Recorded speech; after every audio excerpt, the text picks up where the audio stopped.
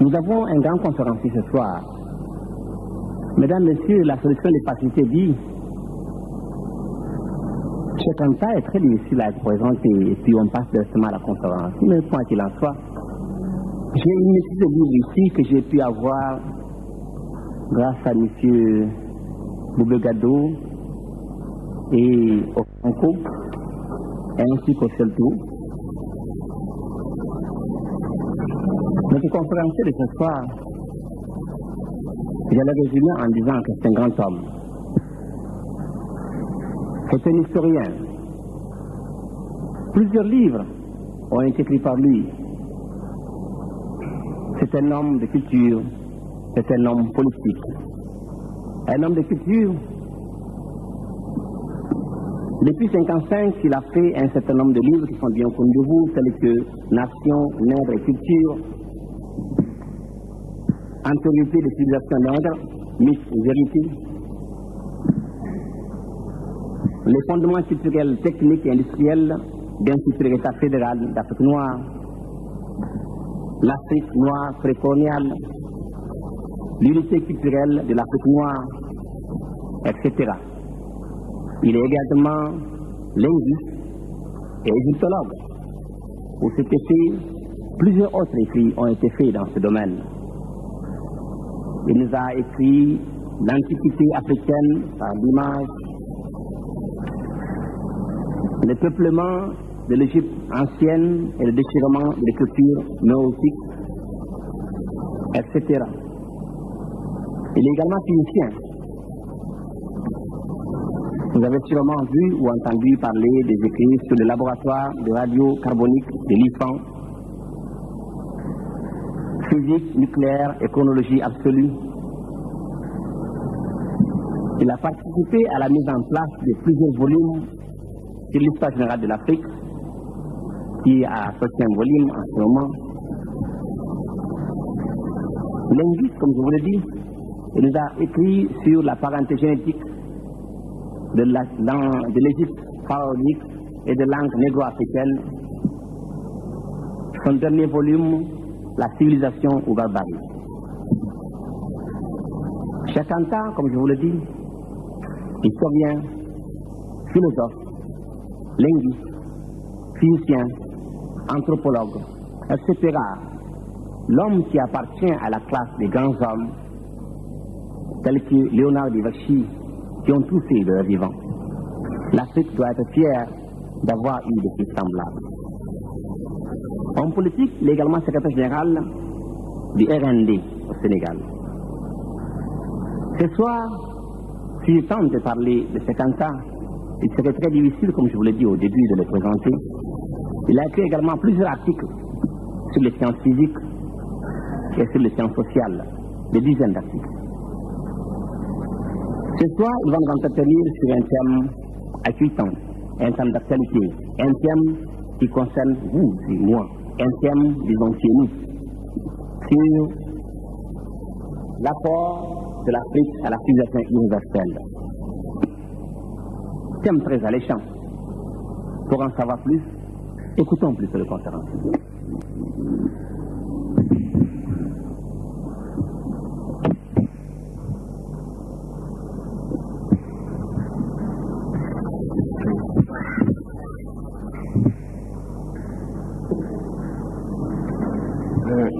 Mesdames,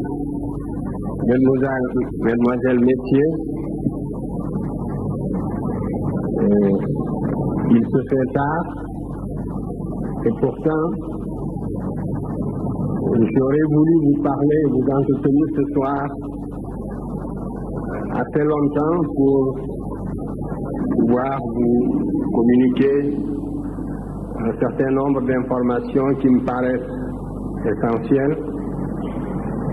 Hélas, je serais bien obligé de me résumer. Mais j'essaierai autant que faire se peut de vous communiquer quand même l'essentiel du thème de ma conférence. Aujourd'hui, en effet, nous devons parler de l'apport de l'Afrique à la civilisation universelle. De quoi s'agit-il?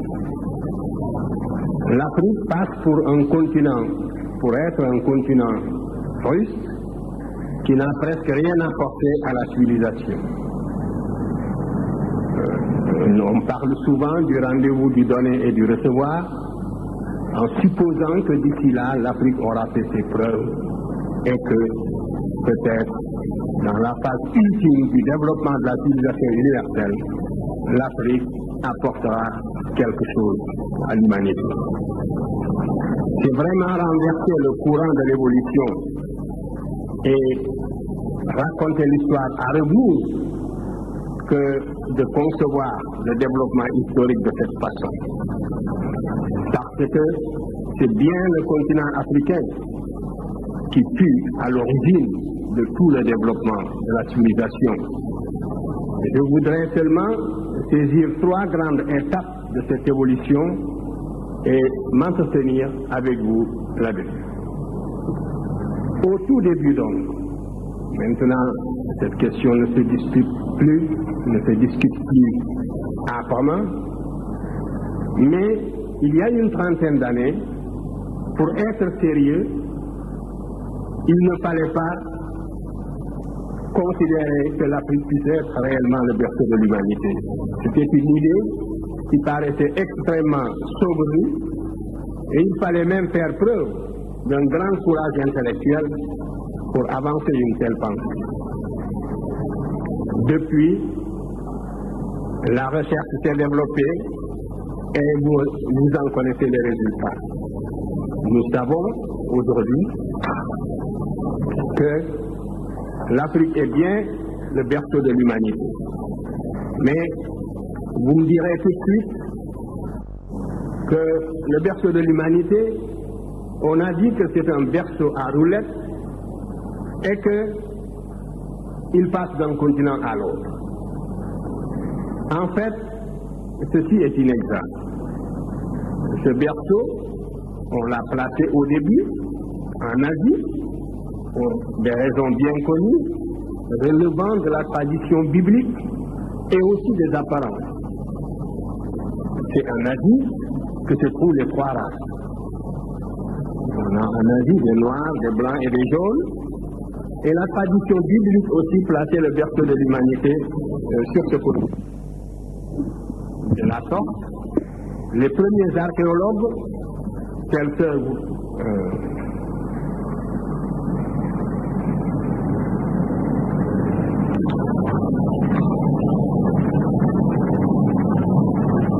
les premiers archéologues, tels que Bernard Boulet, ont essayé de vérifier la véracité biblique.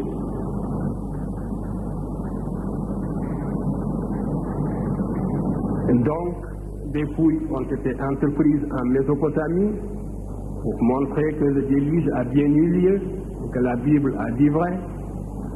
En Asie, on a trouvé le Pithecanthrope. Ces minces éléments ont suffi pour placer le berceau de l'humanité en Asie. Mais dès que la recherche s'est intensifiée, on s'est aperçu que c'est vers l'Afrique plutôt qu'il faut regarder, d'autant plus que des auteurs comme Darwin avaient déjà suggéré cette idée-là. Maintenant, les fossiles et les vestiges trouvés en Afrique ne laissent plus aucun doute sur le fait que l'Afrique est le berceau de l'humanité. Et depuis que le berceau a été placé en Afrique, je vous l'ai dit, il ne l'a plus quitté. Et chaque jour, la recherche dans le domaine de la préhistoire, dans le domaine de l'archéologie préhistorique, prouve que l'Afrique est bel et bien le berceau de l'humanité. 6 spécimens d'hommes, si on peut les appeler ainsi, le terme est relativement impropre pour certains d'entre eux, mais pour nous exprimer d'une façon imagée, disons que 6 spécimens d'hommes sont nés en Afrique, ont vu le jour en Afrique. Les 3 premiers n'ont pas atteint, semble-t-il, dans l'état actuel de la recherche, un potentiel d'expansion suffisant pour sortir de l'Afrique. Mais les 3 autres en sont sortis pour peupler les autres continents. Les 3 premiers sont l'Australopithèque robustus, ce sont des noms barbares, je ne m'attarderai pas sur ces questions-là. C'est donc l'Australopithèque robustus, l'Australopithèque gracile et l'Homo habilis. Ces 3 spécimens, on ne les trouve pas sur les autres continents dans l'état actuel de l'archéologie préhistorique, de la recherche dans le domaine de l'archéologie préhistorique. Mais l'Homo erectus, qui est apparu en Afrique il y a environ 2 millions d'années, l'homme de Néandertal, que l'on appelle maintenant, et que l'on appelait aussi l'Homo faber, et que l'on appelle maintenant l'Homo sapiens, ainsi que l'Homo sapiens sapiens, ces 3 variétés sont sorties de l'Afrique pour aller peupler le reste du monde. L'Homo erectus est sorti de l'Afrique très probablement vers 1 700 000 ans. Il y avait 2 voies de sortie pour cette humanité, soit par l'isthme de Suez, soit aussi par le détroit de Gibraltar. Ce sont les voies qui ont été pratiquées par la première humanité née en Afrique sous la latitude du Kenya, dans cette région de l'Afrique de l'Est, qui comprend à la fois l'Éthiopie, le Kenya, la Tanzanie et même l'Afrique du Sud. Donc, cette humanité qui est née dans cette région est sortie de l'Afrique par l'isthme de Suez et par le détroit de Gibraltar. L'Homo erectus est entré en Europe il y a environ 400 000 ans. Il a été suivi par l'homme de Néandertal, très probablement vers 100 000 ans ou 150 000 ans. Et l'Homo sapiens sapiens lui-même, c'est-à-dire l'homme qui est à la fois comme vous et moi, c'est la dernière forme, si vous voulez, de l'humanité. L'Homo sapiens sapiens est sorti de l'Afrique il y a 40 000 ans et est allé peupler également l'Europe. Voilà donc le processus de la formation, si vous voulez, de l'humanité, de l'apparition de l'humanité, et aussi le déplacement de cette humanité vers les autres continents. Si l'humanité était restée seulement en Afrique, elle ne se serait pas différenciée en races. Le continent africain présente une climatologie qui ne justifie pas extrêmement la différenciation raciale. Donc la race est une notion géographique. Et c'est parce que l'Homo sapiens sapiens est sorti de l'Afrique il y a 40 000 ans pour aller peupler l'Europe en particulier, qu'il est entré en Espagne et enfin qu'il a séjourné dans cette région dans des conditions extrêmement dures, parce que c'est pendant la dernière glaciation Würmienne qui a duré 100 000 ans que l'Homo sapiens sapiens est sorti de l'Afrique. Donc c'est parce que cet Homo sapiens est sorti de l'Afrique pour aller en Europe, dans ces conditions très spécifiques, qu'il s'est opéré une différenciation raciale. L'humanité qui est née en Afrique il y a 120 000 ans, en l'espèce de l'Homo sapiens sapiens, cette humanité était nécessairement négroïde, comme vous le savez. Vous savez bien que les organismes supérieurs nés sous la latitude du Kenya, pour survivre dans les conditions de la préhistoire, devaient être nécessairement pigmentés. L'organisme devait être nécessairement protégé du flux des rayons ultraviolets sous la latitude du Kenya pour pouvoir survivre. Donc, l'écran de mélanine est fonctionnel. C'est un bouclier qui protège l'organisme des rayons ultraviolets pour lui permettre de survivre. Et c'est la raison pour laquelle cette humanité qui est née par hasard en Afrique était nécessairement négroïde. En émigrant dans les conditions de la préhistoire pour aller en Europe, elle s'est adaptée à d'autres conditions diamétralement opposées aux conditions de vie de l'Afrique. Et c'est pour ça que progressivement, elle a blanchi pour devenir le coderme. Ce laps de temps est évalué à peu près à 20 000 ans si nous considérons la date, l'époque de l'entrée de l'homme de Grimaldi, c'est-à-dire du premier Africain en Europe. L'homme de Grimaldi, ainsi qu'on l'appelle, est entré en Europe il y a 40 000 ans.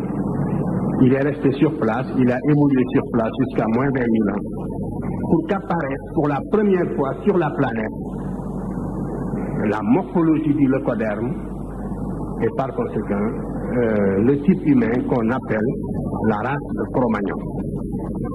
Il faudra encore attendre 15 000 ans pour qu'apparaisse le type que l'on appelle communément l'homme de la chancelade et qui serait le prototype du jour. Pendant le paléolithique supérieur donc, voilà les trois races qui vont exister dans les conditions de la glaciation burmienne. Et la toute première, qui est la race noire, s'est étendue de l'Europe de l'Ouest jusqu'au lac Baïkal. À travers la Crimée, le bassin du Don, toute la région de l'Europe actuelle, partout, on trouvait, il y a 32 000 ans, on trouvait qu'une seule humanité homogène, qui était cette humanité négroïde, qui, en s'expatriant, se différenciait aussi. C'est la même humanité aussi qui a fini, vers moins 15 000 ans, qui a traversé le détroit de Bering pour aller peupler également les trois Amériques. Et justement, le peuplement de l'Amérique est une confirmation de l'origine monogénétique de l'humanité, parce qu'en Amérique, vous avez toutes les transitions climatiques depuis la Terre de Feu jusqu'en Alaska. Vous avez donc toutes les zones climatiques possibles qui existent. Mais l'Amérique n'a pas connu d'homme possible. Il n'y a pas, par exemple, en Amérique, ni d'Homo erectus, ni d'Australopithèque robustus, ni d'Australopithèque gracile, ni d'Homo habilis, ni d'Homo erectus. Parce que comme je vous ai dit que les trois premières variétés ne sont pas sorties de l'Afrique, c'est tout à fait normal qu'on ne les trouve pas en Amérique, mais l'Homo erectus est bien sorti de l'Afrique et on ne le trouve pas en Amérique. De même, l'homme de Néandertal est sorti de l'Afrique et on ne le trouve pas non plus en Amérique. Donc, nous voyons bien que l'origine monogénétique de l'humanité, qui au premier abord paraissait relativement invraisemblable, est confirmée par l'archéologie préhistorique. Si j'avais le temps, j'aurais parlé de la philosophie qui sous-tend les deux thèses qui s'affrontent aujourd'hui dans le domaine de l'hominisation et de la théorie de l'hominisation. Vous savez bien qu'il y a la thèse monogénétique qui s'appuie sur toutes ces données de l'archéologie préhistorique, mais à côté aussi il y a la thèse polycentrique qui voudrait que certaines conditions étant réunies, la nature ait créé ici un homme jaune, là un homme blanc et ailleurs un homme noir. Cette thèse, qui est aussi la thèse du bon sens, eh bien, elle n'est pas confirmée par les faits d'archéologie préhistorique. Et lorsqu'on y regarde de près, elle est même la plus invraisemblable parce qu'il est extrêmement improbable que la nature, au cours de son évolution, passe deux fois par le même point. Bref, c'est la thèse monogénétique qui est confirmée. La thèse polycentrique est sous-tendue aussi par des préoccupations, disons, raciales, pour ne pas dire racistes. Et tout ce que je vous dis sur l'origine de l'humanité ne doit pas nous inciter à tirer la moindre gloriole, si je puis dire, du fait. Il nous faut seulement considérer que c'est un fait du hasard. Mais si on le perd de vue, on explique l'évolution à rebours et on enlève l'appétit intellectuel aux chercheurs et aux étudiants. C'est donc le seul intérêt que présente cette thèse, c'est parce qu'elle est conforme à l'évolution réelle, au processus réel de domination, donc elle est conforme à la science, et prendre le contre-pied, c'est donc prendre le contre-pied de la science. Et voilà donc l'intérêt surtout qu'il faut attacher à cette théorie de l'apparition de l'homme en Afrique. Vous voyez donc au tout début, par le plus grand des hasards, l'Afrique a vu naître l'humanité et le peuplement du reste du monde s'est fait à partir de l'Afrique. Et les hommes qui sont sortis de l'Afrique ne sont pas sortis de l'Afrique les mains nues. Ce sont des hommes qui sont sortis avec toute leur industrie constituée. L'homme de l'Orientien avait inventé une industrie justement. Le Grimalien, comme je l'ai appelé tout à l'heure, il a inventé une industrie qu'on appelle l'industrie orientienne. C'est ainsi qu'on l'a caractérisé une fois qu'il est arrivé en France. Mais cet homme est entré en Europe avec son industrie bien constituée. L'industrie orientienne. Donc cet homme est responsable, n'est pas né en Europe. Elle a été inventée de l'extérieur. Et les inventions qui se situaient au niveau de la pierre à cette époque étaient de véritables révolutions. Cela aussi, il ne faut pas le perdre de vue. C'était le sommet du progrès. C'était au moment où l'homme devait affronter la nature, une nature quasi vierge, n'est-ce pas, pour la dompter. Et dans ces conditions-là, qui étaient des conditions extrêmement dures que l'imagination peut à peine aujourd'hui reproduire, les hommes, à cette époque-là, c'est l'Afrique qui a porté aux autres continents. Et nous sortons de la préhistoire et nous entrons dans la période historique proprement dite, je passe très vite. Historique proprement dite, elle est caractérisée par l'apparition de l'écriture. Là encore, c'est la vallée du Nil qui devance le reste de l'humanité pour des raisons bien simples. L'évolution de l'Europe était retardée par justement cette fameuse glaciation burmienne dont je viens de vous parler, qui, ayant duré 100 000 ans, s'étend par conséquent de moins 80 000 à moins 10 000. Voyez. Donc, pendant toute cette période, l'évolution de l'Europe étant retardée, l'Afrique a évolué normalement. L'Afrique a connu seulement des périodes tantôt sèches, tantôt des périodes pluviales. Donc, a évolué selon un rythme relativement normal. Et le processus cumulatif de la civilisation était donc plus intense en Afrique qu'en Europe où on vivait dans des grottes. Il en résulte tout de même le fait que l'Afrique entre la première dans la période historique et dès la fin du 4e millénaire avant Jésus-Christ, l'Afrique invente l'écriture.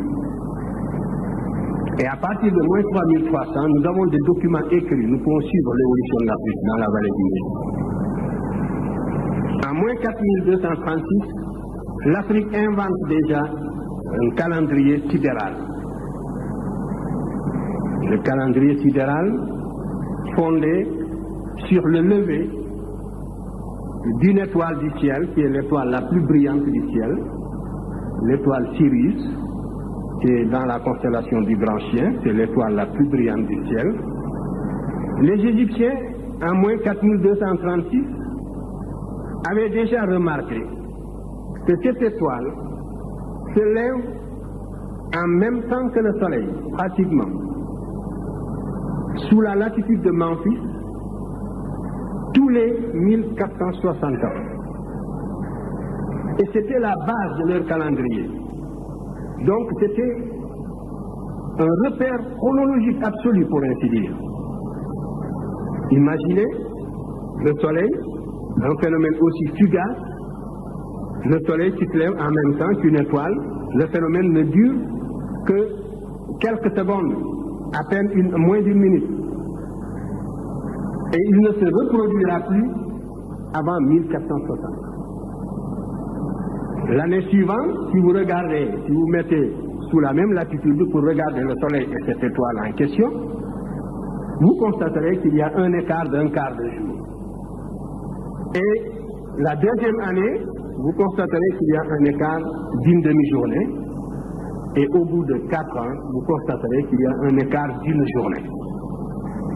Par conséquent, dès moins 4236, les Égyptiens connaissaient l'année bissextile et pouvaient très bien, tous les 4 ans, ajouter au calendrier de 365 jours en quart, donc tous les 4 ans, ajouter un jour pour créer une année bissextile. Mais ils ont préféré, au lieu de rectifier tous les 4 ans, suivre l'évolution du phénomène pendant 1460 ans pour ajouter une année de plus. Et ce calendrier, les Égyptiens y tenaient à tel point que le pharaon avait créé un service spécial pour suivre l'écart à travers le temps entre le calendrier sidéral et le calendrier ordinaire. Et donc, nous connaissons les levées héliaques, n'est-ce pas, qui jalonnent l'histoire égyptienne. Ceci pour montrer que l'Égypte est entrée dans la période historique avec des connaissances astronomiques précises. Et sur ce point, l'unanimité est presque faite pour tous les spécialistes. On sait que les Égyptiens connaissaient une méthode de détermination des phases de la Lune qui n'avait rien à voir avec les méthodes qui seront inventées ultérieurement. Et tandis que les Égyptiens avaient ainsi maîtrisé dès la plus ancienne époque les mouvements du ciel, en Mésopotamie, les observations étaient extrêmement nombreuses, mais la Mésopotamie n'a jamais réussi, quoi qu'on ait dit sur l'astronomie mésopotamienne. Il aurait été plus correct de parler de l'astrologie mésopotamienne. Bien que des observations nombreuses aient été faites et des observations pertinentes, la Mésopotamie n'a jamais pu avoir un calendrier régulier ou digne de ce nom. Vous savez qu'en Mésopotamie, il y a eu les éphémérides et que presque jusqu'à la fin de l'histoire mésopotamienne, le roi ajoutait, quand l'année, quand l'écart était très grand, de temps en temps, on ajoutait un 13e ou un 14e mois. Et on a été obligé, vers la basse époque, d'inventer les éphémérides pour essayer de voir les périodes de levée, les dates de levée, par exemple, d'apparition de la Lune. Dans le domaine proprement scientifique, c'est également déjà sous l'Ancien Empire, en tout cas sous Djoser, en 2778 déjà, tous les éléments technologiques de la civilisation égyptienne étaient en place.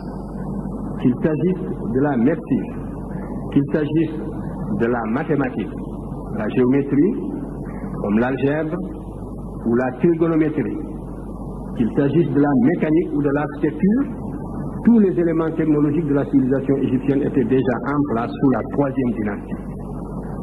Je vous montrerai tout à l'heure le pharaon de cette époque, qui a justement un type africain affirmé, et c'est sous ce pharaon que vivait le grand savant polyvalent que les Grecs avaient divinisé et qui s'appelle Imhotep. Et on pense que Imhotep était à l'origine de la plupart des inventions du temps de Djoser. C'est de cette époque également que date la pierre de taille, l'architecture en pierre de taille. Concernant les mathématiques égyptiennes, il faut dire que la géométrie égyptienne était une géométrie rigoureuse, aussi par opposition à la géométrie mésopotamienne. Nous avons un papyrus qui est très connu, qui est le papyrus Ring, qui le scribe a recopié des textes plus anciens remontant justement à l'Ancien Empire, comme il l'a dit lui-même. Nous avons également le papyrus de Moscou, où il y a des exercices mathématiques d'un très haut niveau qui donnent une idée précisément des connaissances mathématiques que les Égyptiens avaient assimilés et qu'ils vont ensuite transmettre aux Grecs, lesquels Grecs seront Pythagore, d'abord Thalès de Milet, Pythagore, Platon lui-même, Eudoxe et bien d'autres, et surtout Archimède aussi. Nous verrons tout à l'heure les problèmes qui sont traités dans le papyrus Rhind. Donc je ne vous en parlerai pas deux fois, mais si nous prenons le papyrus de Moscou, il y a deux types de problèmes qui sont traités et qui donnent une idée du niveau d'abstraction mathématique atteint par les Égyptiens, parce qu'on a l'habitude de dire que la mathématique égyptienne était une mathématique empirique et que seule la Grèce a fait la théorie, C'est absolument inexact et vous ne trouverez jamais une telle affirmation sous la plume précisément d'un savant grec d'époque, encore moins sous la plume de ces savants-là même qui étaient allés s'initier en Égypte. Vous ne le trouverez pas chez Pythagore, puisque nous n'avons pas une seule ligne de Pythagore, rien du tout. Vous ne le trouverez pas chez Thalès. Thalès n'a pas écrit une seule ligne sur les mathématiques. On lui a attribué un théorème très discutable, nous le verrons tout à l'heure. Thalès a écrit tout au plus une lettre discutable à Phérécyde, et dans laquelle il disait à Phérécyde, si toutefois cette lettre est authentique, qu'il n'aimait pas écrire. Donc, la deuxième phase au cours de laquelle la civilisation égyptienne a transmis les valeurs de la civilisation à la Grèce correspond à la phase pendant laquelle l'Afrique de nouveau a transmis les valeurs de sa civilisation à la Méditerranée septentrionale. Donc, vous voyez, une première période, c'est la période préhistorique, l'humanité née en Afrique et sort de l'Afrique pour peupler les autres continents. Donc, ensuite, nous entrons dans la période historique. L'Égypte développe une civilisation dont elle transmet les valeurs à la Grèce, qui à son tour les transmet à l'Occident. Un mot seulement sur les savants qui ont été en Égypte pour s'initier. Le premier en date, c'est bien sûr Thalès. Au 6e siècle avant Jésus-Christ, Thalès est allé en Égypte. Lorsqu'on parle de Thalès qui fait des arpentages, n'est-ce pas, et des mesures devant la grande pyramide, c'est vraiment une idée grotesque. Il faut ignorer presque tout de la civilisation égyptienne pour pouvoir soutenir des légendes de ce genre. Mais ce qui est sûr, c'est que Thalès est allé en Égypte et qu'il s'est initié, n'est-ce pas, à la science égyptienne. Et à cette époque-là, la Grèce était à l'état fruste. Il ne faut pas l'oublier. La science égyptienne est née, justement, sous la protection de l'État. Elle s'est développée au service de l'État parce qu'elle était indispensable pour la maîtrise de la nature dans la vallée du Nil. Donc la science était une tradition africaine, égyptienne. Par contre, toute la tradition grecque s'opposait à l'innovation, il ne faut pas l'oublier. Pythagore, Socrate est mort en buvant la ciguë, et vous savez qu'on l'avait soupçonné tout simplement de s'écarter de la morale de la cité et d'adopter donc des idées universalistes qui risquaient de saper les bases institutionnelles de la cité grecque. La Grèce, même celle de Platon, n'a jamais dépassé le cadre d'une cité. L'Égypte avait créé, l'Afrique avait créé pour la première fois un État-territoire groupant plusieurs cités, avec des institutions particulières, avec une toute autre philosophie politique, qui s'oppose point par point à l'individualisme septentrional hérité des steppes eurasiatiques. Donc, c'est Thalès qui va d'abord en Égypte, qui s'instruit de la mathématique égyptienne et qui a introduit la géométrie en Grèce. Mais la science était une nouveauté en Grèce qui n'était pas acceptée, qui par conséquent devait conquérir le droit de citer par la force, tout le potentiel laïque et rationnel de la société grecque se trouvait chez la plèbe. Et c'est avec la montée des plèbes que la société grecque s'est laïcisée dans les conditions que l'on sait et sur lesquelles je ne peux pas m'étendre, mais tout ceci pour dire donc qu'il y avait antinomie entre structure sociale grecque traditionnelle et science ou philosophie. Par contre, la science et la philosophie, c'est en Égypte qu'elle fleurissait, et en particulier la science. Et c'est en Égypte qu'il fallait aller la chercher. C'est la raison pour laquelle donc Thalès y est allé. Il a introduit la géométrie en Grèce à son retour. C'est ce que nous enseignent tous ses biographes. Et quand Pythagore est allé s'instruire auprès de Thalès, Thalès lui a enseigné tout ce qu'il avait appris en Égypte et lui a conseillé d'aller à son tour en Égypte. Pythagore était fait recommander du tyran de Samos à l'époque, et il est venu, c'était sous Amasis, le pharaon d'Égypte, qu'il a envoyé à Thèbes, à Héliopolis d'abord, et les prêtres d'Héliopolis lui ont dit qu'ils ne sont pas versés dans les sciences, il faut aller à Memphis. Il va à Memphis, les prêtres de Memphis le renvoient à Thèbes. Vous voyez, l'Égyptien n'était pas chaud pour divulguer la science. Il y avait plusieurs niveaux d'initiation. Et malheureusement, vous voyez, une civilisation qui se perd, n'est-ce pas, recèle, si vous voulez, les éléments fossoyeurs même, ses propres éléments fossoyeurs, mais on ne s'en rend pas compte. Et cet esprit initiatique a perdu l'Égypte parce que l'Égypte était une civilisation élitiste. Alors Pythagore va à Thèbes pour se faire initier, et là-bas aussi, on ne le reçoit pas, on le renvoie. On lui fait faire des travaux rébarbatifs qui ne servent à rien, creuser des trous, voilà. Et puis après, on lui dit de remplir. Et il s'est prêté de bonne grâce à toutes ces brimades.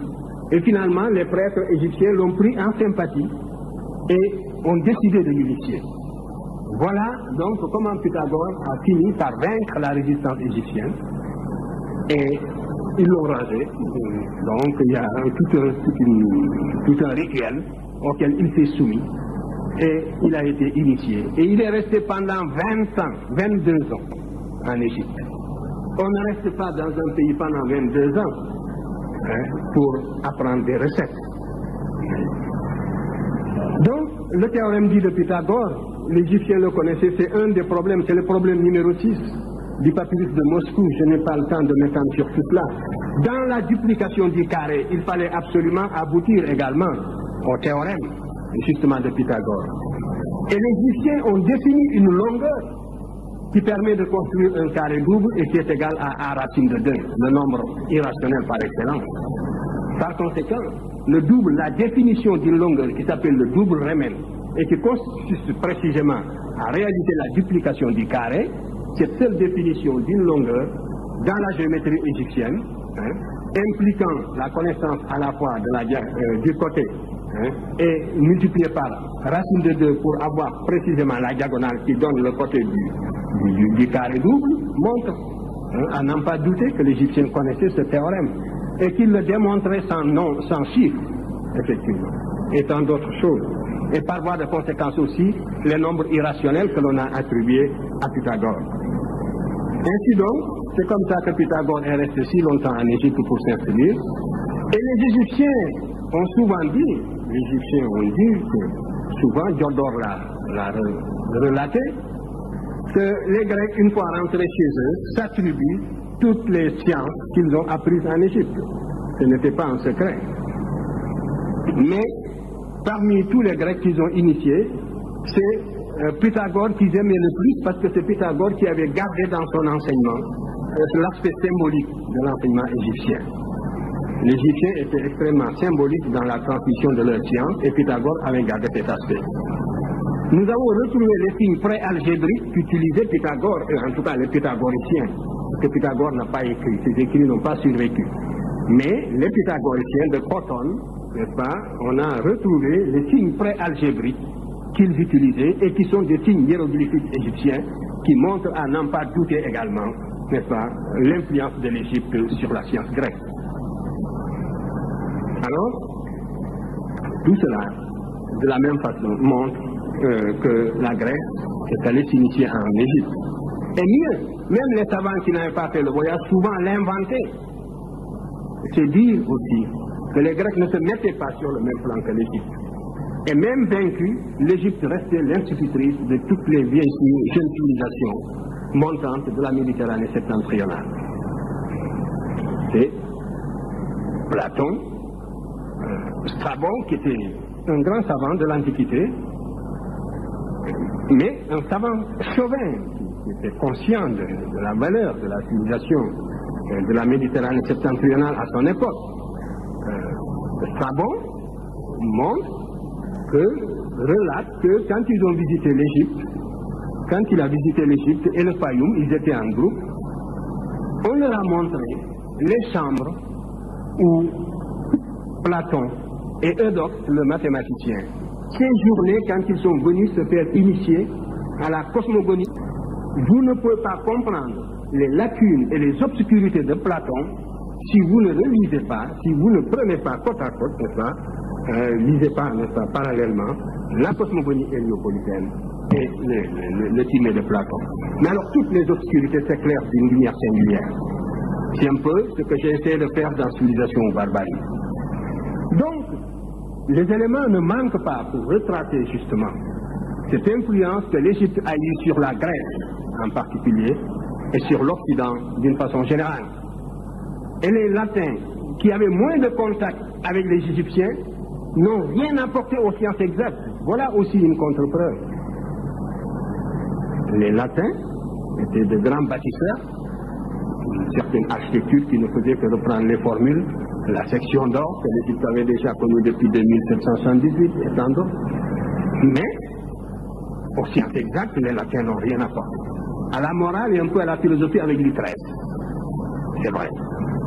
Mais là aussi, nous retrouvons les éléments même de la philosophie héliopolitaine, mais sûrement repensés, assimilés, n'est-ce pas, et rendus dans l'esprit grec. Ça, c'est un véritable apport grec, c'est en fait que le matérialisme de l'Antiquité, de Leucippe, n'est-ce pas, à Démocrite, n'est-ce pas, et jusqu'à Lucrèce, c'est en fait. Mais si vous prenez les sciences exactes, les Latins n'ont pratiquement rien apporté. Alors, donc voilà la deuxième période au cours de laquelle l'Égypte apportera tous les éléments de la civilisation, même ayant déjà perdu sa souveraineté nationale, parce que les Assyriens sont venus très rapidement, mais à partir de moins 525, Cambyse occupe l'Égypte. Cambyse était sujet à des crises de folie. Il avait donné l'ordre de détruire tout ce qui fut la grandeur de l'Égypte. On a brûlé les bibliothèques, détruit les temples, transporté des ouvriers à Perse pour construire une nouvelle capitale, que les Perses n'étaient pas encore été dans l'état semi-barbare et n'étaient pas capables, n'avaient pas atteint un niveau technologique qui leur aurait permis justement de résoudre certains problèmes techniques. C'est Diodore qui nous apprend qu'après la destruction justement de l'Égypte, après la soumission de l'Égypte, il a fallu prendre des ouvriers égyptiens pour aller construire la ville de Persépolis. Donc, voilà tous ces éléments qui montrent comment la civilisation, le flambeau est passé de l'Afrique dans l'Antiquité à la Grèce, et on se connaît la suite. On sait que cette civilisation va péricliter au Moyen-Âge avec l'arrivée des Huns, qu'il y aura une grande période, un trou en quelque sorte, et qu'elle va renaître seulement à partir du XIIIe siècle après Jésus-Christ. Alors que qu'est-il passé? Là aussi, une troisième fois, l'Afrique va apporter les éléments de la civilisation, mais cette fois-ci, la civilisation ne va pas naître réellement en Afrique, elle a seulement transité en Afrique. Ces valeurs de la civilisation que l'Afrique avait déjà dégagées dans l'Antiquité, végétaient dans les bibliothèques de Byzance, étaient reprises à Bagdad, et ce sont ces éléments de la civilisation qu'après l'Égypte, les Arabes, n'est-ce pas, ont véhiculé jusqu'en Afrique. Et par la conquête de l'Espagne, les Arabes sont entrés en Espagne en 711. Ils ont trouvé la dynastie Wisigothe, qui était une dynastie semi-barbare. L'Europe était barbare. C'était avant la Renaissance carolingienne. Alors, imaginez l'état de l'Europe donc au 7e, tout à fait au début du 8e siècle après Jésus-Christ. Et quand les Arabes vont sortir, expulsés de l'Espagne, jour pour jour, c'est Isabelle de Castille qui, après avoir assiégé le dernier bastion arabe à Grenade, a passé des accords avec Christophe Colomb en 1492. Cette Espagne qui était semi-barbare à l'entrée des Arabes, après 8 siècles d'occupation, était suffisamment équipée sur le plan technique pour se lancer sur les mers pour la conquête des océans. Et il faudrait se poser la question suivante. Qu'est-ce que l'Espagne avait de plus que l'Allemagne, que la France, que l'Angleterre pour expliquer le premier impérialisme à l'aube des temps modernes, l'impérialisme de Charles Quint? Eh bien, c'est le legs de la technologie arabe qui a permis aux Espagnols, comme les Arabes, de faire le point. Les Arabes avaient créé un centre astronomique à Tolède. Ils ont commencé à dresser les premières cartes marines. Ils ont introduit la boussole. Les Chinois commençaient déjà à naviguer en haute mer. Ils savaient faire le point. Il y a des textes chinois du XIIe siècle qui ne laissent aucun doute là-dessus. Et les Arabes, en véhiculant ces connaissances à l'ouest, donc l'introduction de la boussole et du gouvernail axial, c'est-à-dire le gouvernail d'étambeau qui est fixé à l'arrière du bateau par des charnières, à partir de ce moment-là, on maîtrise les mouvements du navire, qui est la caravelle, qui est aussi sûrement l'amélioration d'une version de bateau que les Arabes connaissaient déjà. Et donc, c'est en introduisant tous ces éléments en Espagne et au Portugal.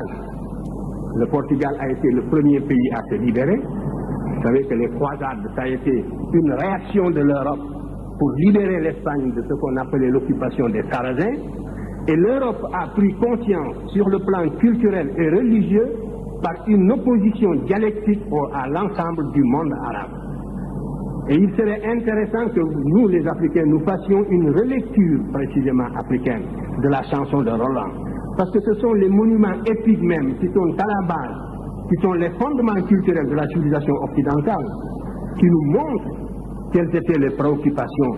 Charlemagne, un siècle après l'entrée des Arabes, ou un peu, est allé combattre à Roncevaux avec Roland contre ces Sarrasins, justement.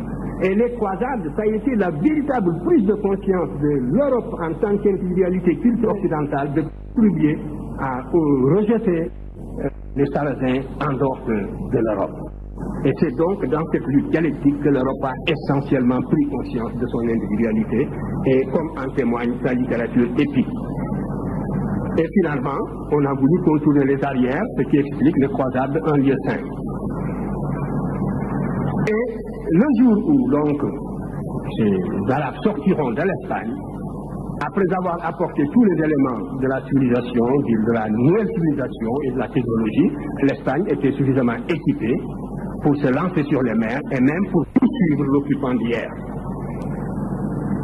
Du XIe au XIIe siècle, l'Europe, en particulier l'Espagne, n'a fait qu'assimiler les éléments de la culture, les éléments de la civilisation apportés par les Arabes. Les traductions se faisaient à deux. Vous aviez, en général, les Arabes apportaient les livres, la médecine, la géométrie, l'algèbre, tous ces éléments, donc écrits en arabe, étaient traduits d'abord en espagnol, c'est-à-dire en langue vulgaire, et retraduits en latin. Parce que les langues vulgaires, en l'occurrence le français, l'anglais et l'allemand, ne méritaient pas qu'on s'en serve pour consigner une science. C'était l'ancienne langue, la langue de l'ancien colonisateur, le latin, qui était la langue universelle, et on passait par une langue vulgaire pour retraduire les nouvelles sciences en latin. C'est à partir du XIIIe siècle, avec Alphonse X d'Espagne, celui qu'on appelait Alphonse le Savant, et Frédéric II de Sicile, que l'Europe, ayant assimilé tous les éléments de la nouvelle culture, a commencé à son tour à produire à l'université de Montpellier, de Palerme, d'Oxford et de Paris.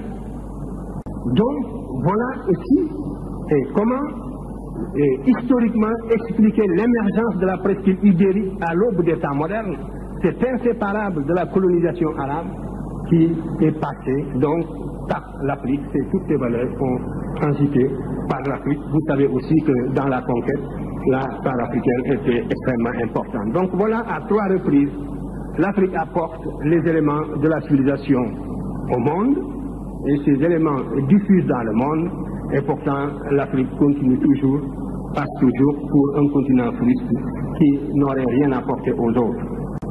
Il s'agit donc, en quelque sorte, de restaurer cette conscience historique continentale africaine, de l'intégrer dans l'enseignement.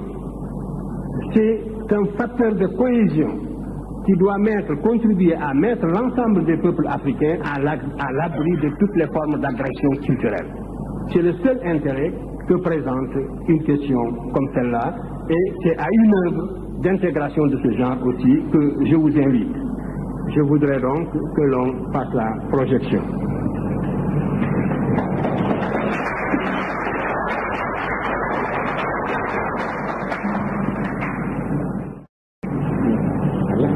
Oui.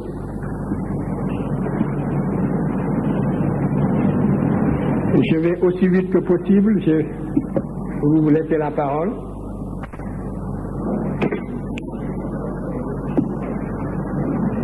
Non. Non, je ne bougerai pas. Je garde le micro. Je peux parler d'ici. Alors, je vous ai parlé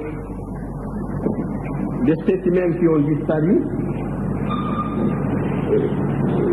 Je n'ai pas projeté d'Homo d'Australopithèque, ni des crânes d'Australopithèque, ni des crânes d'Homo erectus. L'Homo erectus, c'est l'ancien pithécanthrope.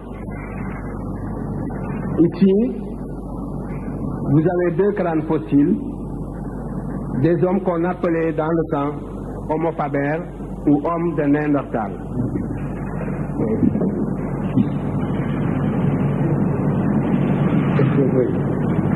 C'est ça. Celui est européen, c'est l'homme de la chapelle aux 5. C'est le premier découvert, l'homme de Néandertal. Et celui-là est africain. Et c'est l'homme de Broken Hill. On l'a trouvé en ce qu'on a dans le pays qu'on appelait avant la Rhodésie du Nord, et c'est la Zambie actuelle. On pensait à l'époque que cet homme est plus récent que celui-là, parce que tout ce qu'on trouvait en Europe était ipso facto considéré comme plus ancien que tout ce qu'on trouvait en Afrique, même quand les 2 crânes se ressemblaient à s'y méprendre. Mais depuis l'avènement des méthodes de chronologie absolue, et ce sont ces méthodes-là qui ont permis de placer le berceau de l'humanité en Afrique, il ne faut pas l'oublier. Sans les méthodes radiométriques de datation, on n'aurait jamais pu affirmer que l'Afrique fut le berceau de l'humanité. Ce sont ces méthodes qui ont apporté leur verdict, en particulier la méthode du potassium-argon, qui ont donc permis d'établir que les faits archéologiques africains sont plus anciens que ceux de tout le reste du monde. Et non, j'ai pas fini, un seul mot. Alors, donc, ce crâne, j'avais tendance, moi je pensais, je faisais partie de ceux qui pensaient, que l'homme de Néandertal, au moins, est une spécialisation, si vous voulez, de l'Homo erectus en Europe, dans les conditions de la glaciation, et je n'étais pas loin de croire que l'homme de Néandertal est spécifiquement européen, et qu'il s'est éteint sans laisser de descendance. Mais le fait qu'on ait trouvé finalement ce spécimen africain, qui est le correspondant, soit plus ancien, oblige à remettre tout en question. C'est cela, c'est que l'effet chronologique donne toujours des résultats qui montrent que les fossiles africains sont les plus anciens. Vous voyez, parce que nous aurions pu dire que celui-là est le plus ancien et que c'est un spécimen typiquement européen par la spécialisation de l'Homo erectus en Europe. Mais alors, à ce moment-là, les Néandertaliens européens devraient être plus anciens que les autres Néandertaliens du reste du monde. Et en particulier, plus anciens que les Néandertaliens africains. Eh bien non, le Néandertalien africain que vous avez là a été daté par la racinisation et il est plus ancien que celui-là. Il date de 110 000 ans et celui-ci remonte, dans le meilleur des cas, à moins 80 000 ans. Par conséquent, on est obligé de reconnaître que tous les fossiles n'est-ce pas, humains sont originaires d'Afrique. Tous ces hommes, tous ces spécimens sont nés en Afrique. Retenez aussi que ces deux spécimens ont les yeux plantés, voyez, au niveau du crâne. Ils n'ont pas de front, voyez. Ils n'ont pas de front comme vous et moi. Les yeux sont plantés ici. Par conséquent, ils n'ont pas de cerveau antérieur. Et c'est extrêmement important dans le domaine de l'évolution. Et de ce seul fait, puisqu'ils n'ont pas la même structure du cerveau antérieur, le lobe antérieur du cerveau leur fait défaut, et ce lobe, c'est le lobe de l'imaginaire, c'est le lobe qui permet à l'homme de créer des choses qui n'existent pas, si vous voulez, et donc ceci a suffi pour que ces hommes n'aient jamais réussi à franchir le seuil de la sublimation de la nature dans la création de l'œuvre d'art. L'homme de Néandertal n'a jamais nulle part créé de l'art. Et c'est quelque chose d'extraordinaire. Parce qu'on aurait pu, ici ou là, trouver un embryon d'art. L'homme de Néandertal est responsable d'une outil extrêmement raffiné. C'est l'industrie moustérienne. Il est le responsable de cette industrie. Et même la phase finale de cette industrie se confond avec l'industrie, du point de vue même de la finition, se confond avec l'industrie orignatienne, un certain faciès de l'industrie orignatienne. Mais, donc, des performances techniques extraordinaires, mais il n'a jamais réussi à sublimer la nature et à créer de l'art. C'est l'homo sapiens sapiens, celui qui aura un front et un lobe antérieur du cerveau, c'est celui-là, qu'il soit noir, blanc ou jaune, qui va sublimer la nature, qui crée de l'art, et c'est lui qui est responsable, par exemple, des peintures dans les grottes de la région de Lascaux. Alors, passez au suivant. Alors ici, j'ai voulu vous montrer, voilà le premier négroïde qui est entré en Europe. Voici la première population européenne. C'est l'homme de Grimaldi qu'on a trouvé dans la grotte, justement, de Grimaldi à Menton. Vous le trouvez au musée de Monaco, si vous allez à Monaco. Vous voyez son prognatisme, vous voyez, il est hyperdolicocéphale, et il aura vécu, il était le seul à occuper l'univers il y a 40 000 ans. Il n'y avait pas encore, dans l'état actuel de la recherche préhistorique, l'apparition d'autres races, d'Homo sapiens sapiens. Il n'y avait que des négroïdes sur toute la planète. Et cet homme donc va rester en Europe dans les conditions très dures de la glaciation, comme je vous l'ai dit. Et c'est au bout de 20 000 ans que par adaptation et par mutation, il donnera naissance au type proprement Cro-Magnon. Est-ce que tout le monde voit? Il faut toucher le cadavre. Vous voyez, donc la morphologie du Cro-Magnon, l'orthognatisme, vous voyez, le prognatisme disparaît. Et vous avez la véritable morphologie de l'écoderme qui n'apparaît que 20 000 ans après l'introduction du Grimaldien et de son industrie orignatienne en Europe. Et celui-ci, c'est l'homme de Cro-Magnon. Il est le responsable d'une industrie qu'on appelle l'industrie solipayenne, en forme de lames très belles, qui sont comme des lames de laurier, des feuilles de laurier extrêmement belles. Mais l'idéologie tend à substituer maintenant cet homme à celui-là. C'est ce que je vous dis, tous les spécialistes le savent. Mais lorsqu'ils vous enseignent la préhistoire, ou lorsqu'ils écrivent la préhistoire pour des non-prévenus, ils parlent de l'homme de Cro-Magnon et ils sortent l'homme de Grimaldi. On n'en parle pas ou on l'assimile en Cro-Magnon. Voilà une façon de remonter le courant de l'histoire qui n'a aucun intérêt scientifique.